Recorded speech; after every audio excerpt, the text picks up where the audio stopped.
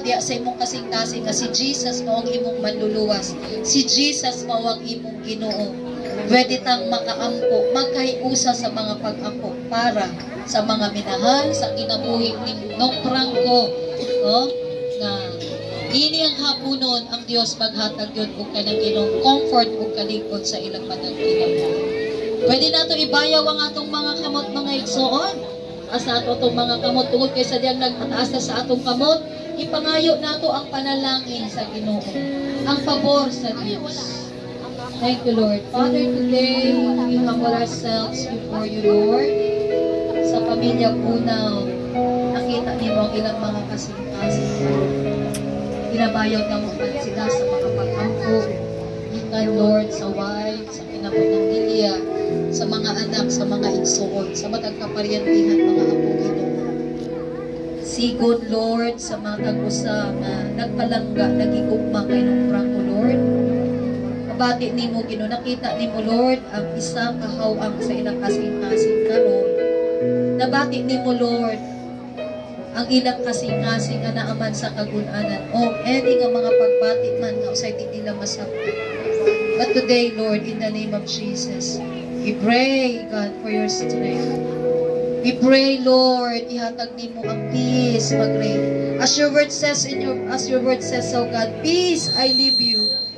Peace I give to you, peace that the world cannot give. As you said, Lord, that in this world we have many tribulations. We have many sufferings. We have many troubles. Kini Lord, isa nga mga pagsulay nga gisagubang sa pamilya Punaw, nga usa sa mahal nila sa kinabuhi nagpahulay, mipauli na diha kanimo, Lord. Usa Ginoo, diha sa ilalong sa imong pagbuot, tabangi sila Ginoo, kapadayon nila Ginoo.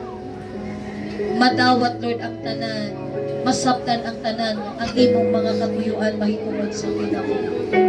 Salamat ihatag nimo kanila karon ang panag-ikusa, ang gugma Ginoo. And every emptiness of their hearts, O God, let your Spirit will pour out, Lord, your love upon them. Ibubo ang imong gugma nga na kanila, ang imong grasya Ginoo. Kansang balay maghatag kanila sa imong comfort, Lord. At aliwala man sa mga sadness, loneliness, ilang pagabation. Ang kalipay nga langit no nga dili maihatag sa kalibutan, ang kalinaw nga dili maihatag sa kalibutan. Sa dihang amo ning pagadadon nga patayong lawas Ginoo, diha sa iyahang lubnganan, O God. Let your Spirit will comfort them. Let them understand the greatness of your love for them. Kay sumala sa imong mga pulo nga walay si bisan kinsa nga makapahimulag diha sa imong gugma Ginoo. Dili ang kamatayon, dili ang pagsulay, dili ang kalisdanan, dili ang kagun-anan Ginoo. Dili ang mga katalagman. Sa Lord, salamat nga kana nga gugma nga imong gipadayag dito sa cross sa Calvary. Pinaagi sa ilang pagtuo, pinaagi sa kahom sa imong Espiritu, O Diyos. Mabati nila, Lord, paday ng imong tanto. Dalaygod ka, nini nga ang kahaponon, sa mga pulong nga paday ni mong ipadayag, nini nga dapit. Let your word seal them by the power of your Spirit. Kabisan pa man, paday kinibuhiya mo tudlo sa mga ginapuna mo, Ginoo, kanunay kaming mangandaw, Ginoo. Ay sama sa among kalanaw, nakita namo karon ang kamatayon, tinuod nga magkakahitabo sa matagtag sa Diyos. Busa Ginoo, salamat sa imong pulong nga naghatag ka namong panabot, O God. Sa imong Espiritu Ginoo, na naghatag ka namong Ginoo sa langit mong kaalam ng kahimano. Lord, today, I pray, keep them, ipigi ang pamilya Punaw, adayon sila, atiman na sila sa imong mahirasaha sila diya sa usa ka pagbuo Ginoo.